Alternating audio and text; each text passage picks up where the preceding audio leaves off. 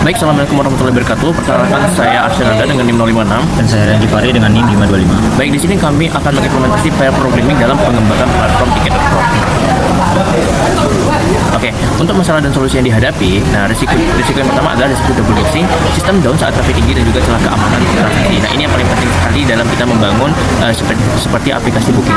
Nah, kemudian solusinya yaitu kita mengimplementasikan extreme programming untuk pengembangan cepat dengan kualitas kode yang terjaga.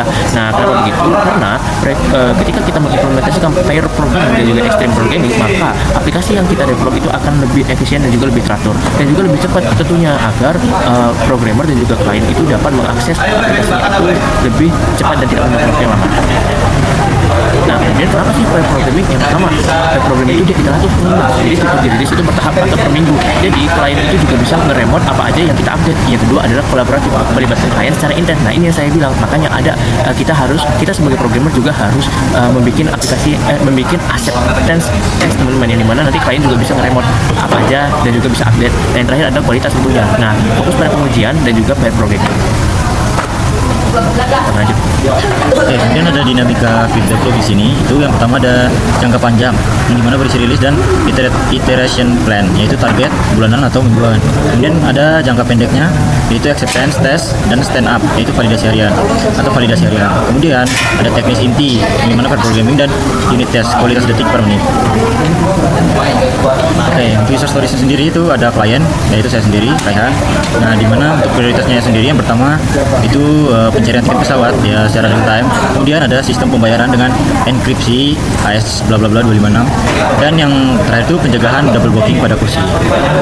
Oke teman-teman, untuk role play programming di sini ada Arsya dan Raihan. Di sini Arsya sebagai driver, yaitu fokus pada pengenalan sintaks dan implementasi fitur. Yang kedua adalah ada Raihan, seorang navigator, fokus pada logika keamanan dan error handling. Nah, disclaimer dulu teman-teman, untuk pair programming ini bukan mereka bekerja sama dalam membangun suatu struktur kode, tetapi yang dilakukan coding berdua. Ada yang nulis kode, ada yang sebagai navigator. Nah, itu perlu dipahami ya. Nah, kemudian untuk TTD atau test driven development, nah jadi kita harus membuat unit test sebelum menulis kode fungsi. Nah, jadi itu gunanya apa sih? Nah, ini untuk gunanya ini mengurangi namanya itu race condition dan juga mencegah error logika pada sistem pembayaran. Nah, untuk navigation dan decision making, yang pertama adalah pemilihan metode pengujian database. Yang kedua, kita harus optimistic looking untuk menjaga performance sistem saat banyak user memesan secara bersamaan. Nah, jadi kita tidak boleh asal ngoding cepat ya teman-teman ya. Dikarenakan namanya extreme programming, kita memang harus cepat, tapi kita harus menyesuaikan struktur-struktur yang ada. Jadi kita harus benar-benar profesional dalam mengembangkan aplikasi tersebut. Nah, untuk hasil prototipe-nya di sini kita ada mode pesawat dengan fitur search dan booking yang berhasil diintegrasikan, dan juga ada lolos acceptance test oleh klien, dan kurang lebih seperti itu ya. Nah, untuk hasil role-play-nya ada di akhir video. Ini Mas Rehan ini request ke perusahaan kami untuk membuat sebuah aplikasi ya. Nah, coba dijelaskan dulu secara rinci aplikasi apa sih yang mau kita develop ini. Oke, jadi saya ini pengen bikin seperti Tiket.com, yang dimana itu butuh fitur booking tiket pesawat yang itu benar-benar real time. Jadi pas misalnya user pilih kursi, nah itu nggak boleh ada crash atau double booking gitu, nggak boleh. Terus komennya juga harus aman banget, itu paling penting kan. Nah, sama saya itu nggak mau ada kebocoran data. Nah, kira-kira itu bisa nggak cepat jadinya gitu, nggak cepat rilis? Oke Mas, kalau untuk aplikasi seperti ini benar memang tantangannya ini di sinkronisasi data, dan juga aplikasi ini benar-benar kompleks dari segi security dan juga fitur-fitur dalamnya. Karena masih juga kita rilisnya cepat tapi membutuhkan performa yang maksimal, mungkin kita bisa memakai nama metodenya itu XP atau Extreme Programming. Nah, jadi kita nggak bakal nunggu semua fiturnya jadi, tapi kita rilis per bagian. Jadi nanti itu kita bakal rilis lewat iteration plan. Nah, jadi masnya nanti tiap minggu bisa ngecek hasilnya lewat acceptance test dari kita. Nanti kita ada kasih semacam spreadsheet gitu. Nanti masnya bisa melihat ya, bisa ngecek juga nanti mana aja sih bagian yang pas. Kalau memang tidak sesuai, nanti kita bisa revisi dan juga kita bisa discuss lagi seperti itu. Oke, yang penting tiap progres saya bisa lihat hasilnya. Iya, bisa mana. Oke. Bro, gue tadi habis ketemu sama klien ya. Nah, dia tuh minta aplikasinya itu yang cukup kompleks sih, namanya Tiket.com.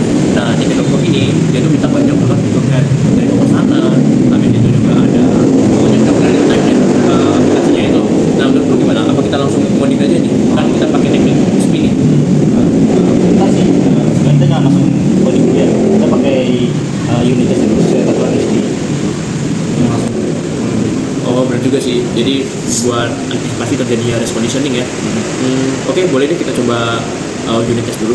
Nah, buat pair negotiation-nya gimana kalau kita tambahin timer 5 menit buat booking. Nah, biar kursinya itu nggak tergantung lama kalau user nggak bayar-bayar. Wah, ide bagus sih itu. Memang bagus banget kalau kita terapkan biar aplikasinya lebih efisien ya. Oke, langsung aja kita eksekusi.